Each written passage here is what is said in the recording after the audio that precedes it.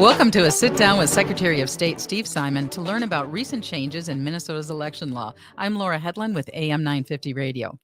And I'm Katie DeSalle with Frogtown Community Radio. Thank you, Secretary of State Steve Simon, for participating in this special sponsored by Let People Vote, the Twin Cities chapter.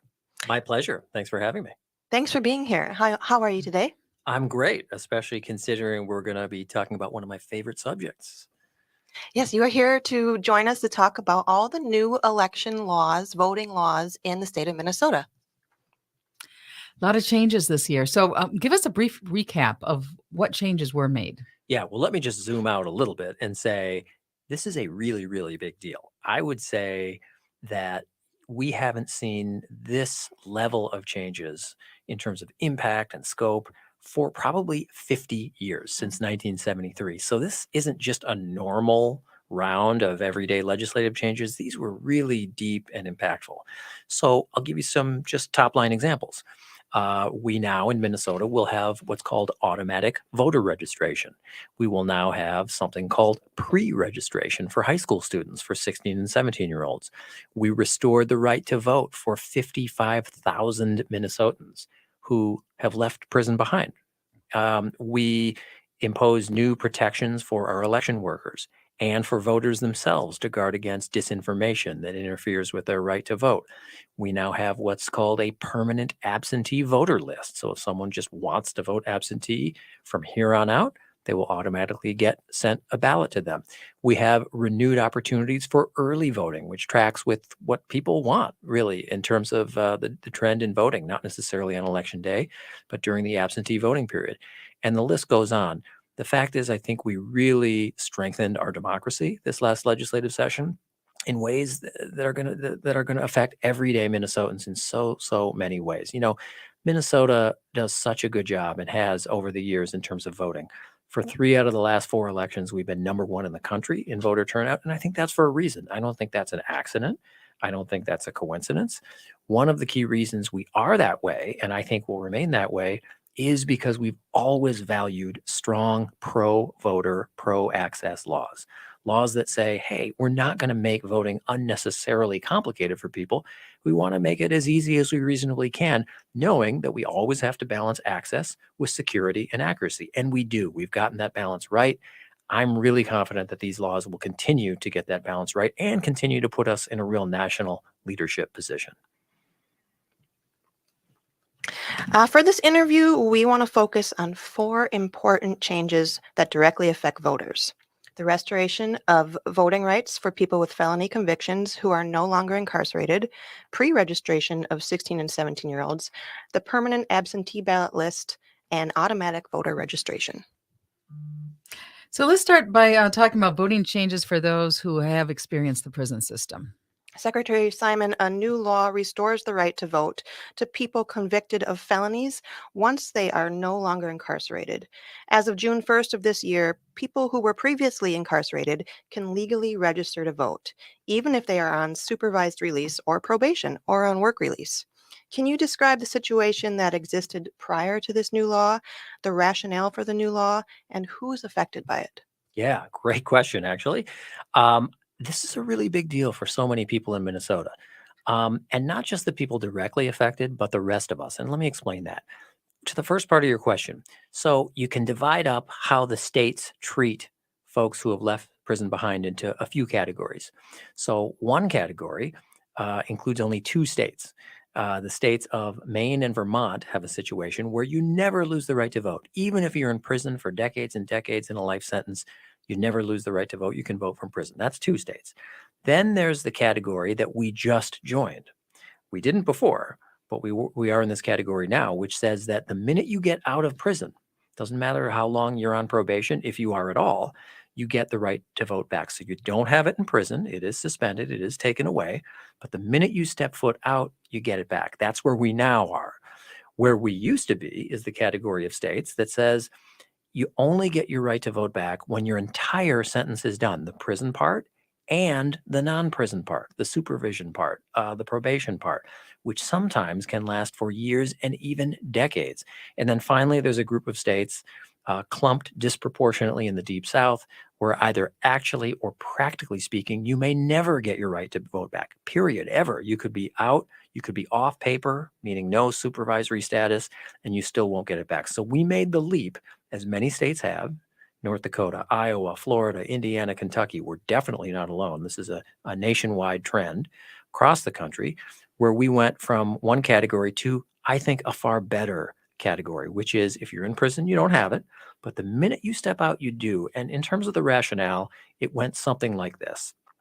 If a judge or if a jury or someone who knows the facts of a particular case has heard the testimony, has heard from all sides, if that person or those people, if they, the experts, they make a decision that someone is safe enough, good enough, worthy enough not to be incarcerated anymore, it makes sense that they should have a say in who governs them and how. These are folks who are living among us. They're in the grocery store. They're in our workplaces. They're in our neighborhoods. They're trying to put their lives back together. And to the point I alluded to earlier, this isn't just about helping those folks, 55,000 or more in Minnesota. This is good for all of us, every single Minnesotan. And the reason is we know from study after study that people who feel a sense of investment and belonging and ownership in society with pro-social behavior like voting, they are far, far less likely to re-offend, to be back where they once started, to get on the wrong path. So this isn't just some sort of act of charity we're doing for 50,000 people. This is good for the whole community. This is good for all of us. And I think on a bipartisan basis, people across this country and in Minnesota have come to that conclusion, that it makes sense that someone who is no longer incarcerated, who is among us, gets those rights back. And it has worked out very, very well in other states. And I'm so glad that Minnesota has taken that leap. I think it's the right move and it's an investment in the whole state. In some states that have restored the right to vote to people released from prison, the percentage of eligible citizens who have registered to vote has still been very low. Can you discuss the possible reasons for this and how do we achieve better results in Minnesota? I am so glad you asked that question because that's what this interview in part is going towards. Look, we got to get the word out. There's no question. 55,000 people have the right to vote back. Do they know it yet?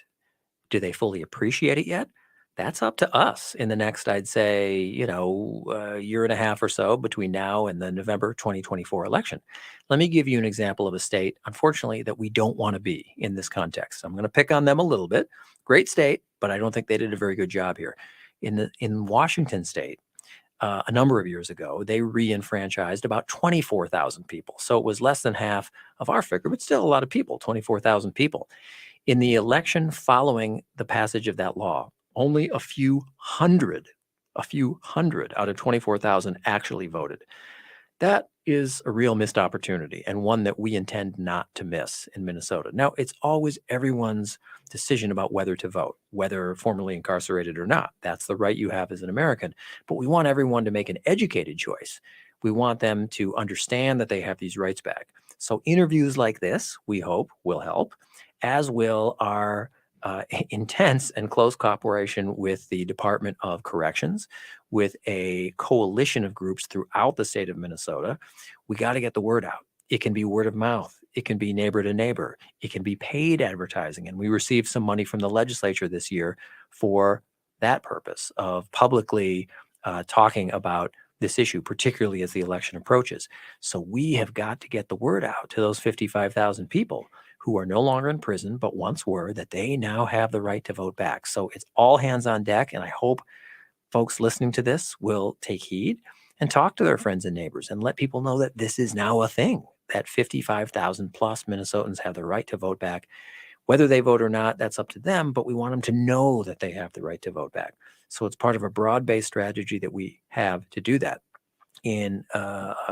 Shortly, I will be participating in a media event with the Commissioner of Corrections, with the head of probation for the federal courts.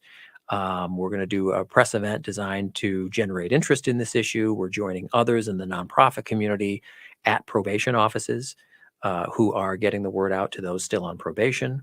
We've already, of course, communicated with the state level probation officers in all 87 counties to make sure that as part of the materials that accompany someone or that are given to someone when they are released from prison, they have both a written record of the fact that they have this right to vote back, and that probation officers participate in telling them and reminding them more than once, hopefully more than twice, hopefully more than 3 times, that they have this right to vote back. So it's a community effort. We've all got to engage to get the word out so that people can understand their newfound rights. And feel a sense of belonging. And you use the word pro-social, and the importance of that pro-social activity, and creating a world with less violence. That's right. As I say, this is in everybody's interest. It's in all of our interests that somebody returning from incarceration feel a sense of belonging such that they don't reoffend, that they don't get back in prison. That's in everyone's interest. I don't care who you are, where you sit or stand politically, where you are geographically in Minnesota. That's just for the good of the whole. And so this will contribute to that. And so it's a big step. As I say, we are far from alone. We are, I think, the 24th state to do this. There are many more that are strongly considering it, that are almost at the finish line. It's a national trend, and for good reason, I think. This transcends politics. This isn't a liberal or conservative issue. There are states that are red and states that are blue that have enacted this. I mentioned Iowa and North Dakota, for example.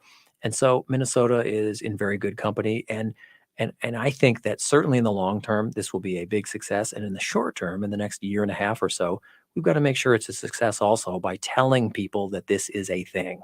This new law exists, and that a lot of people, 55,000 plus, will now have the right to vote back. Great. Do you know what the steps are for formerly incarcerated folks to vote? Do they have to re-register? So it's very simple. There's no permission or screening or gatekeeping. A person who is formerly incarcerated should just go, for example, to the website mnvotes.gov. That's MN, like Minnesota, VOTES.gov, mnvotes.gov. We in the Office of Secretary of State run that website, and it's easy. You just register as you normally would. Attest to things as you normally would, that you're a citizen, that you're 18 or over, that you're a resident of Minnesota, and so on. And that's it. It's not complicated. Wonderful. And so we also want to talk about the pre-registration of 16s and 17-year-olds. So share a little bit about those changes. Yeah, what's interesting about that, this is going to open up a new frontier of interest and civic participation for a lot of our young people in the state. And really, it's only really an adjustment of something we've already and for a long time had in state law.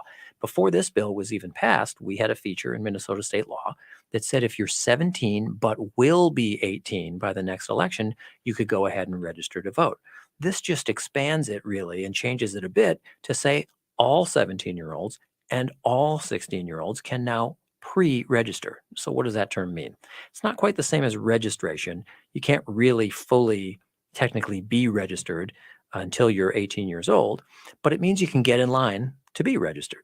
It means you can fill out a form either in paper or online. Most people do it online. You can fill out all the information. It gives local election administrators the time to do the vetting and screening and filtering that we all expect as a matter of security. And then if everything checks out, if that person is who they say they are and they live where they say they live, then boom, automatically on their 18th birthday, they will be in the system. And I think what's important about this is it gets young people thinking about themselves as voters even before they formally and officially are voters. And we know from many studies that if that's the case, they're far more likely to vote in that first election where they're eligible to vote, whether they're 18 or 19 or 20.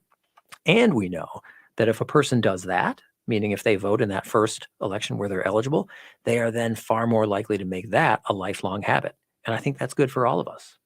And so this, I think, will be an opportunity for educators in high schools to really leverage this new law to heighten awareness and participation and interest. And I think that's really a good thing. Incidentally, I should point out, this isn't just theoretical. This isn't just happy talk.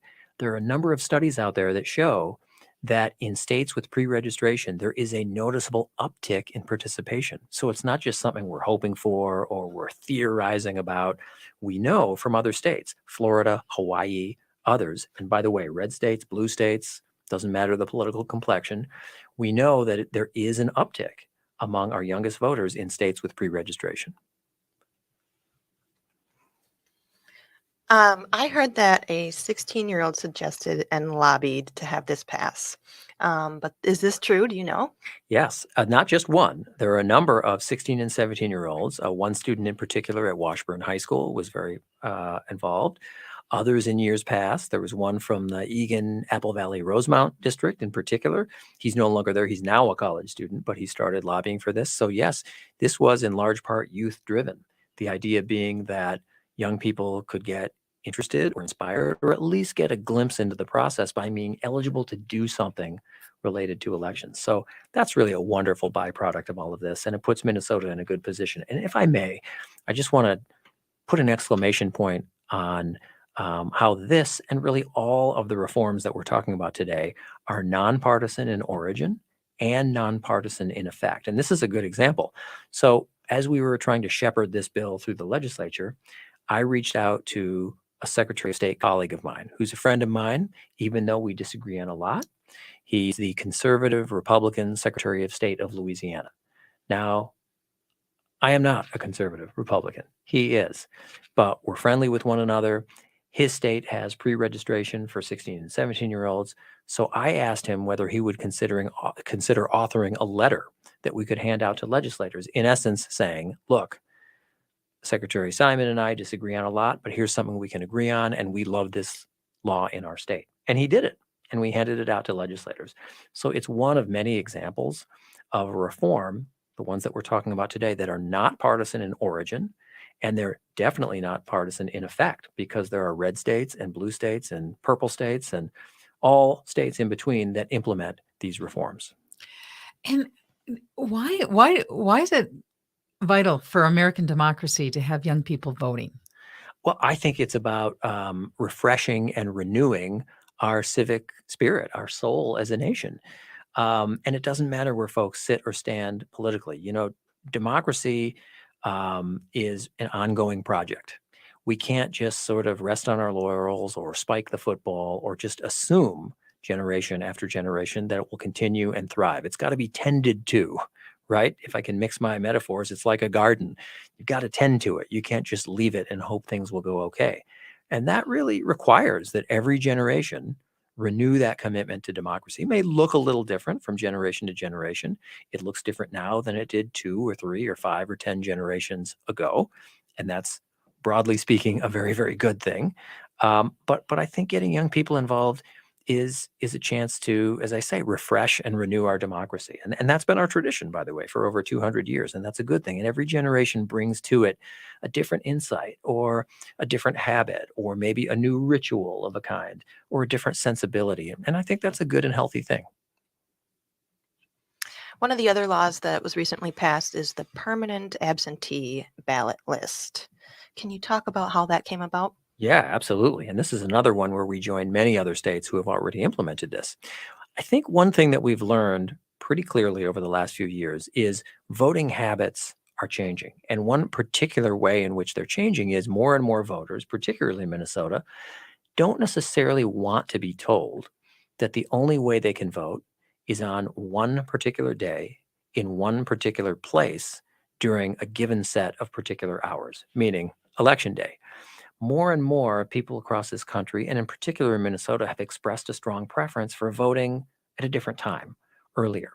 Now, we in Minnesota have a 46-day absentee ballot period. We're tied with South Dakota for the longest absentee ballot period. So that's a long time. You can start voting on day minus 46 if you wish. But more and more people have expressed an interest in doing that, not necessarily on day minus 46. The vast majority of people who vote early do so in the last week or 10 days for all the reasons you'd think about. People want to wait till close to the election to get the most information or look at the advertisements or the debates or whatever it is to inform their choices.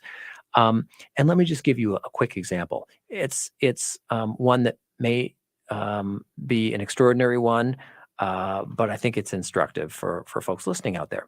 So the 2018 election, 2018, about a quarter of Minnesotans voted absentee, meaning they voted before the election. And by the way, for those listening, if you're interested in that and haven't done it, the way to get an absentee ballot is simply to go to the website I mentioned earlier, which is mnvotes.gov, mnvotes.gov, and just order the ballot to come to you instead of going to it at a polling place.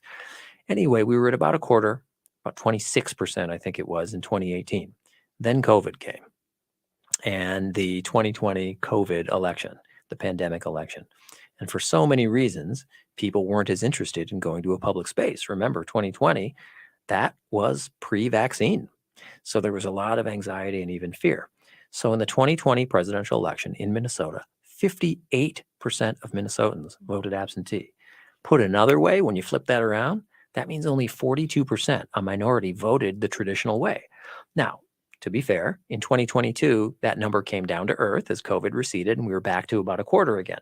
But the point is that we need a system that accommodates where voters and how voters want to vote. And this new reform, this new law, again, nonpartisan in origin and effect, would do that. And basically what it means is if a person decides that they pretty much permanently want to vote absentee, that they're done with polling places, they can put their name on a list, and then automatically every couple years when there's an election, they will get mailed an absentee ballot. That's really it. It's worked very, very well in other states. A number of states, a growing list, have adopted this. And you can always take your name off if you decide, I missed the polling place, or I moved, or whatever the reason is. You don't have to give a reason. That's okay. But to put your name on a list really cuts through a lot of red tape, makes the system more efficient, and it really sort of meets Minnesotans where they are, and it accommodates the way that more and more Minnesotans wish to vote and makes it easier, not harder, for them to make that choice. So with this absentee ballot, what happens if you do move? Is it up to the voter to let you know that you got a new address? And how do I know to let you know? And Right. Yeah, we work with the postal system very closely on change of address forms, by the way. So sometimes that can be forwarded, but generally speaking, a good practice is for the voter to let their county or re-register or refresh their registration with our office as well. Again, that website is mnvotes.gov. So it's easy to refresh a voter registration. It's done all the time to the tune of hundreds and hundreds of thousands of people a year. And so you can have that ballot follow you. Yeah, and how do you protect from fraud? One person, one vote. How do you ensure that there's no fraud in that system? Oh, sure. In the absentee ballot system Mhm. generally. Yeah. And I get this question a lot. And I'm glad you asked it. So let me slightly hijack your question and talk about one particular sense in which people sometimes ask me this question. And for good reason. I understand it. They'll say, look, absentee balloting, you're talking about mailing someone a ballot. Well, you're going to be mailing hundreds and hundreds of thousands of ballots. So, what's to prevent a mailbox thief, a cunning, clever mailbox thief, from knowing that County X or City Y sent their ballots in the mail on a Wednesday and hanging out in neighborhoods on Thursday, Friday, Saturday, whatever, and swiping 10 or 100 or more ballots for themselves? These are fresh, totally blank ballots. What's to prevent that? All these blank ballots floating out in the mail? That doesn't sound secure. Here's why it's very secure, and even more secure in Minnesota than almost any other state. We have a safeguard in Minnesota that few states do. We have a signature requirement. Almost every other state has that, where the voter has to sign it. But we have something else. When you order an absentee ballot, so when you go to mnvotes.gov, for example, and order that, you have to provide a form of personal identifying information. It can be part of a social security number. It can be a driver's license number. You can choose what it is. So you order the ballot by giving that piece of personal identifying information. Then, once you complete the ballot, you also have to send it back with that form of personal identification, a number, something like that. So, back to the mailbox thief.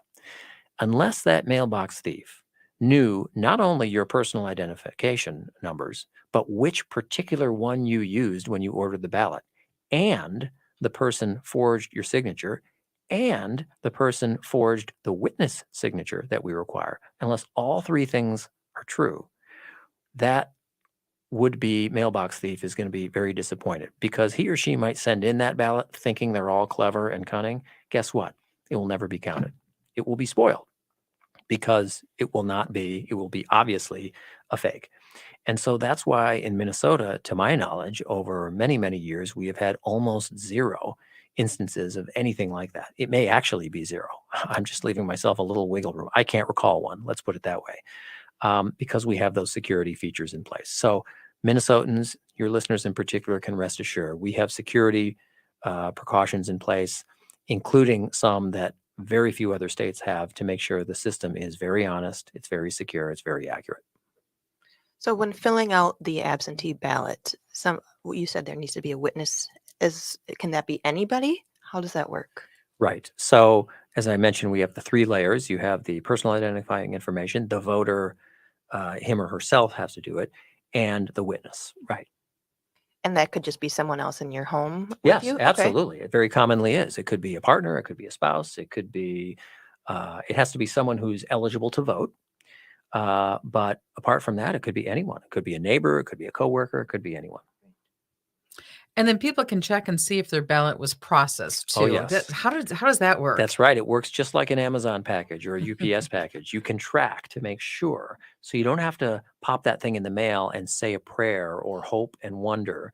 I hope they get it. I'll never know, I guess, whether they counted or my ballot was received. No, you can know. You absolutely can know. You can go on our website, mnvotes.gov, and you can track it just like you can a package.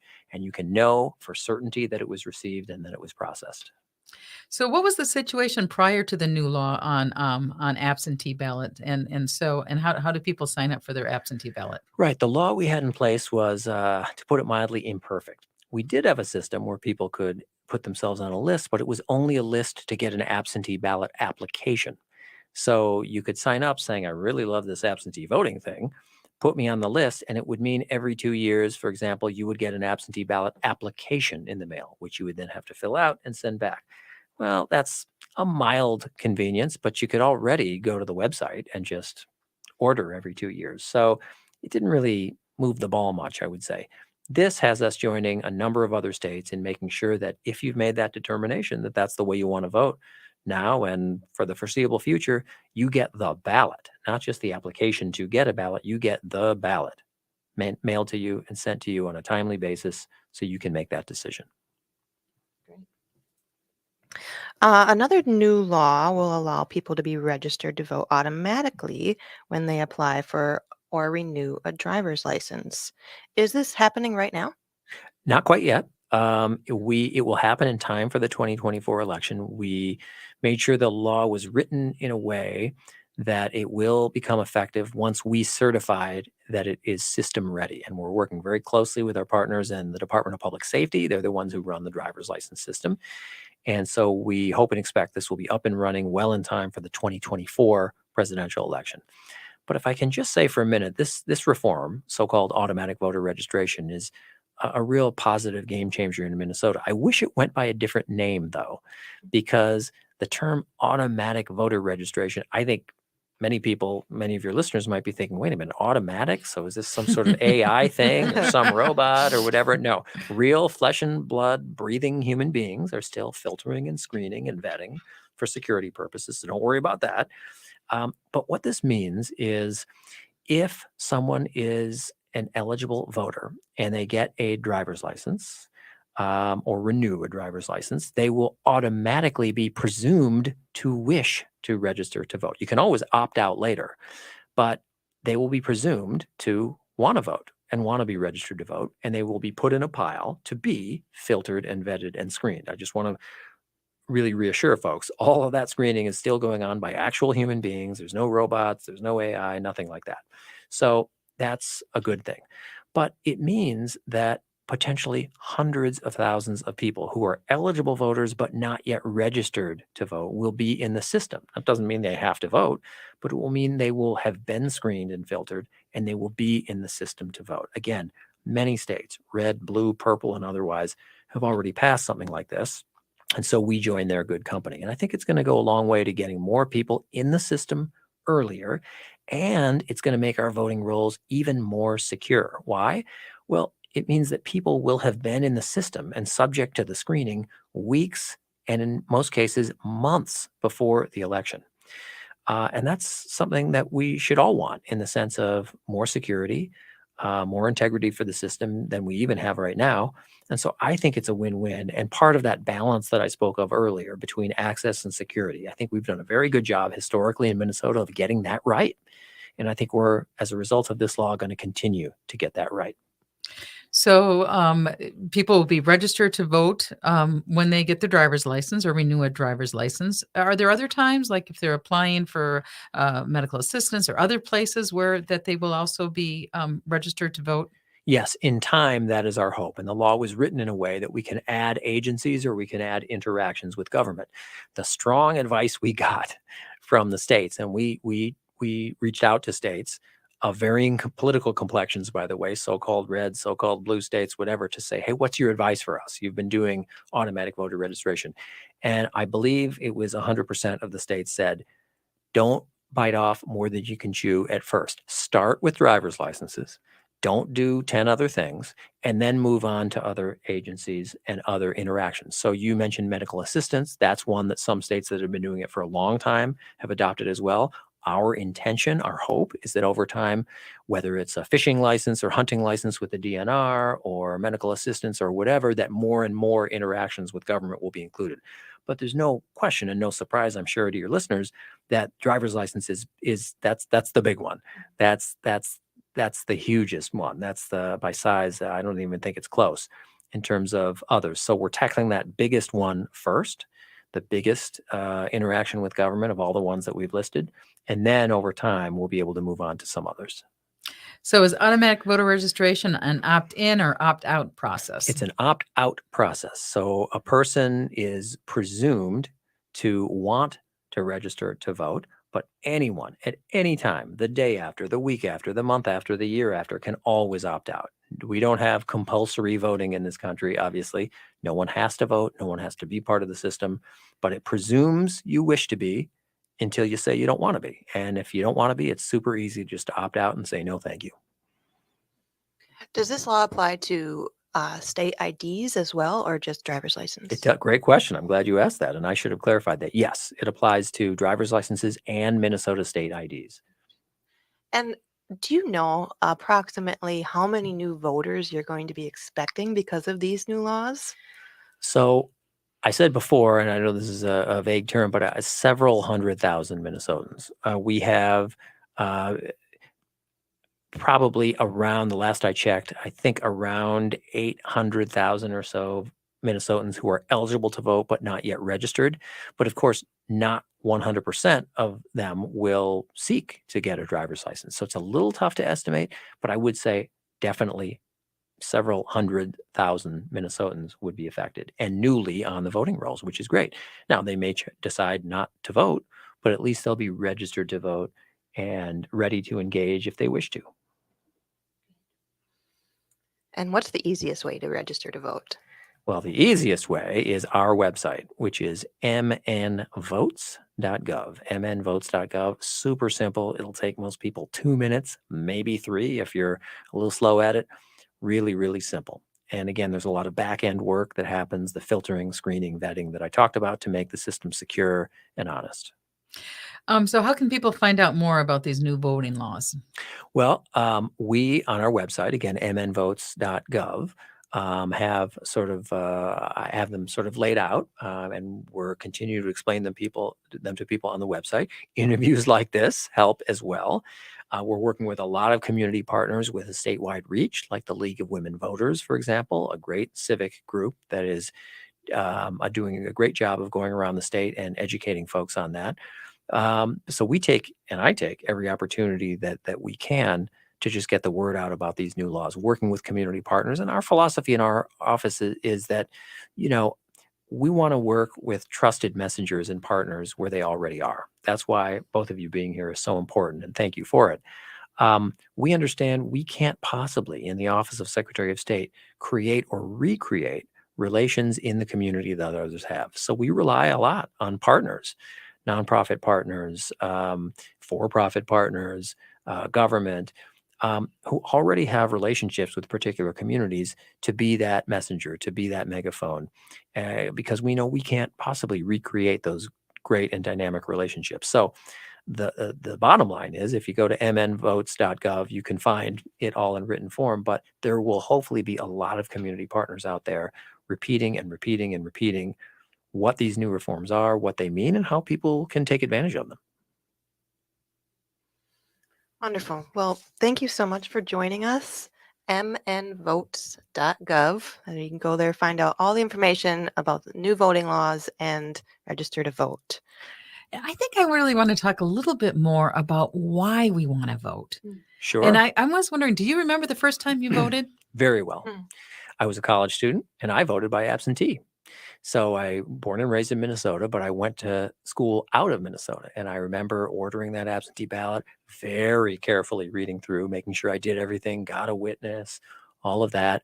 I was very excited. It was a presidential election, so it seemed like really high stakes, and I felt like I was a part of something. It was great. But you're right, not everyone has that same enthusiasm that I did as an 18-year-old, or not everyone has it as a 48 or 68 or 88-year-old. It's a complex subject. I'm glad you asked about it in terms of the reasons to vote. I do have a theory, though, particularly when we're talking to younger people about voting. I say this. I say, and I'll say now again, that I think too often when we talk to audiences about the reasons to vote, we focus only and to the exclusion of other things on sort of the good deed arguments. The argument that it's the right thing to do, the argument that you want to be part of something larger than yourself, the argument that people fought and bled and sometimes died for the right to vote. Now, all of those are essential arguments. I'm not suggesting in the least that we ever ditch those as arguments. I'm saying we should add to them and not only talk about those, but add to those. And I'll always talk about those, but also point out to people that, what else is true? Voting is in your own self-interest. This is not just an act of charity. This is not a blood drive. This is not saying, as you do in a blood drive, will you please, please, please do this selfless act for someone you're never going to meet? It would be so kind of you. This is not that. This is, in addition to all the things I just mentioned, people did fight and bleed and die for the right to vote. Let's never ditch that as an argument, but let's also add to it that this is in your interest. Why? Because communities that vote tend to get attention, whether that's right or wrong. And I say community in any way you want to define community. It can be geographic, demographic, an affinity group, stamp collectors, butterfly collectors, whatever it is. However you define community, if you vote, you're probably going to get more attention, which means you're probably likelier to get the outcomes that you want. And so this is an act of self-interest in addition to being the right thing to do. And I think we've got to focus on that.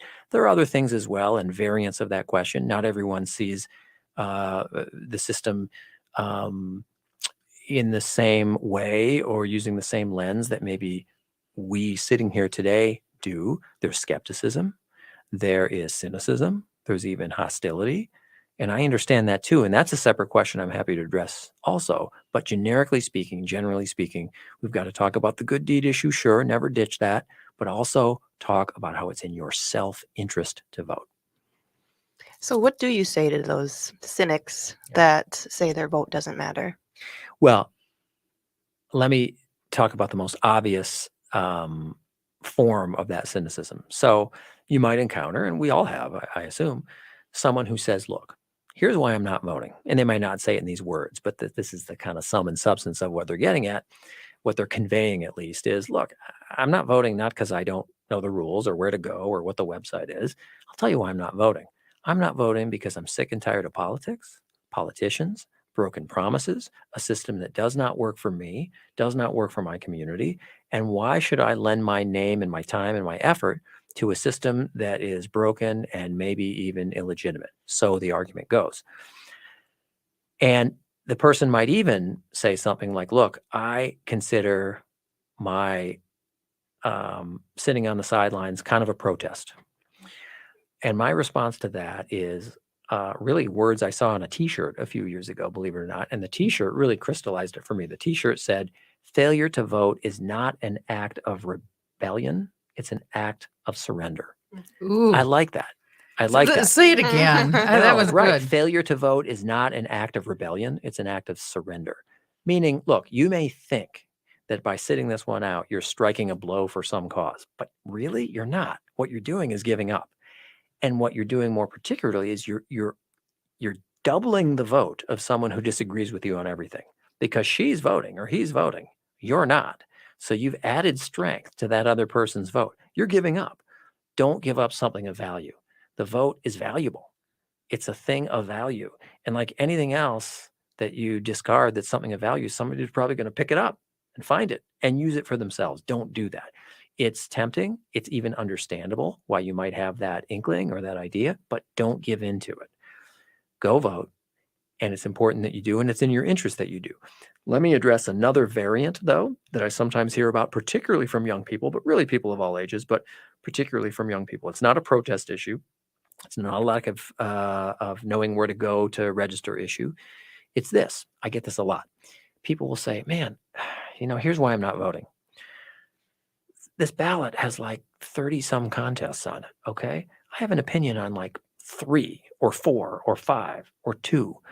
I have an opinion on President of the United States, and maybe it's the other end of the ballot, I've sometimes found, and school board because my friend's mom is running or my neighbor's running.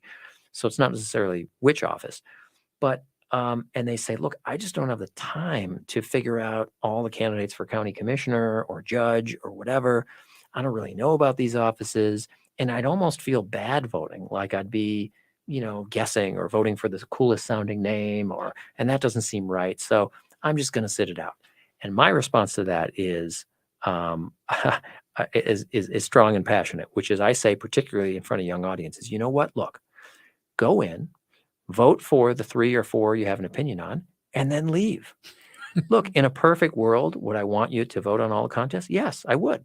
But we don't live in a perfect world. And you know what? Yes, you're 18, 19, 20, 25. Someday you will have an opinion on county commissioner and judge.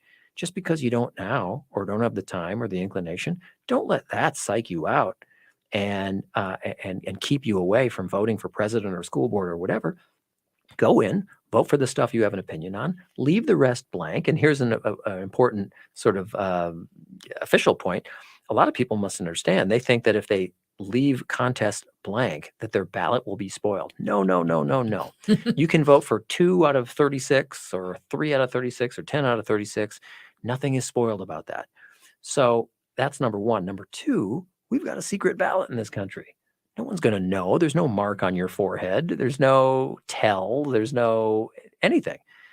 Unless you say something to someone, no one's ever going to know that you didn't vote on all the contests. So don't worry about that. There should be zero guilt, zero shame. Vote for what you know. Leave the rest blank if you need to, and that's it. So those are some of the arguments that I encounter and some of my responses. So we're doing a sit down with Secretary of State Steve Simon to learn about recent changes in Minnesota election law, and let's just review again all those changes. Yeah. What give us again the thumbnail sketch of Yeah, what well, the Minnesota legislature did this Yeah, year? really a lot. As I mentioned earlier in our interview, it's the most consequential set of changes in the last literally 50 years since 1973. And they include things like automatic voter registration, things like pre-registration for 16 and 17-year-olds, things like restoring the right to vote for people who've left prison behind years and sometimes decades ago, by the way, and things like a permanent absentee list so that those who want to vote absentee, which is a fancy word for before election day, they can do it without a hassle. They can sign up for a list and then on into the years they can get mailed a ballot. So those are the ones we've highlighted today. There are others that we didn't dive deeply into, like anti-disinformation provisions, election worker protection, and the like. But the point is, when it comes to democracy, we came out of this legislative session as a state stronger than ever, with reforms that are nonpartisan in origin, nonpartisan in effect. They're going to affect and make voting better for all Minnesota. It will be a stronger system, a more accessible system, a cleaner system than it's ever been. And that's a good thing.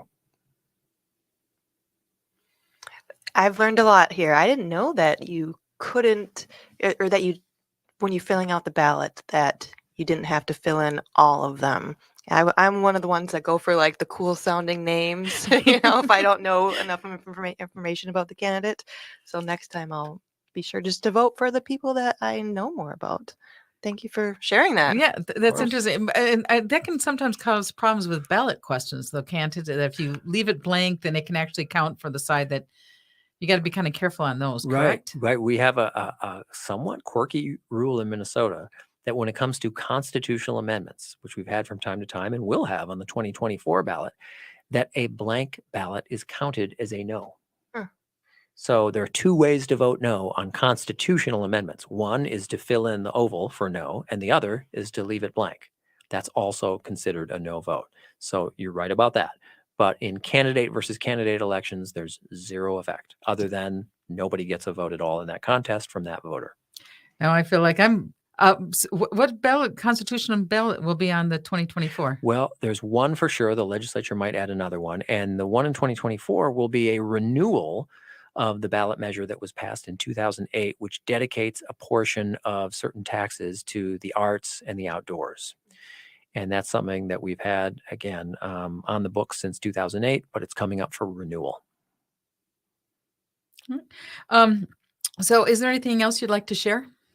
Well, yes, I would. I mean, as we sit here in the summer of 2023, we have a pretty long runway until the next election. This is a great time to be talking about this stuff because people can think about it without all of the, frankly, noise of a political campaign. Now, that will be coming up soon. Keep in mind that Minnesota is now a presidential primary state. And our presidential nominating primary is in the first week in March on the so-called Super Tuesday date. That's not too far from now. That isn't super long, long time from now.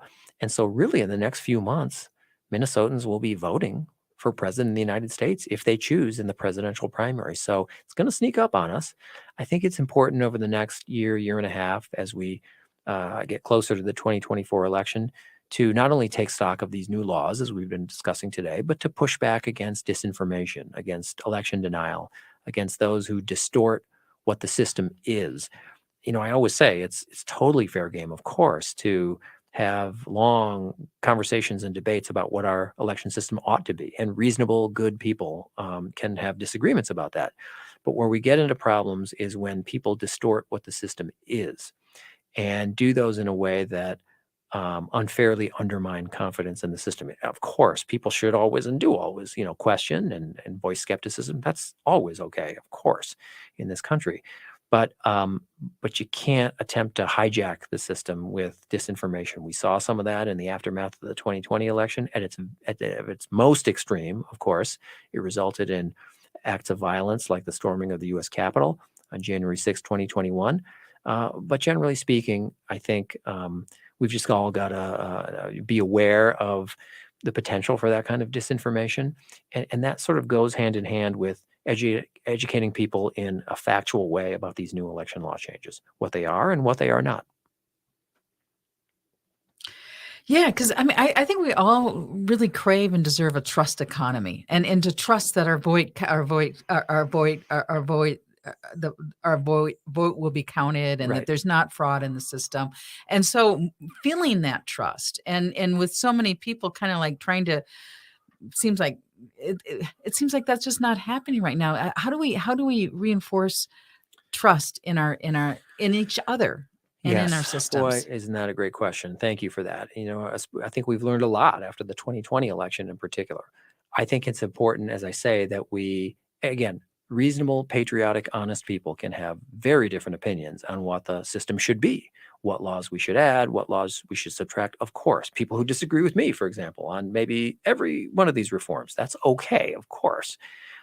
But we can't let that get in the way of honest information about what the system is. So I think being as factual as possible about what the system is, and really another real mission of mine in our office is to continue the process of pulling back the curtain, being as transparent as we possibly can about the many, many checks and balances that we have in our system. I totally understand, given the political climate, why there are people out there, perhaps listeners today, who are skeptical. Is it really safe? Is it really secure? Are we sure that there isn't a significant fraud out there? I wouldn't blame people for asking those questions or even having those conclusions. My response to that is to speak clearly about what the facts are and to educate people about the many processes that we have in place in Minnesota to ensure honesty and integrity. So a couple of quick things if I have time.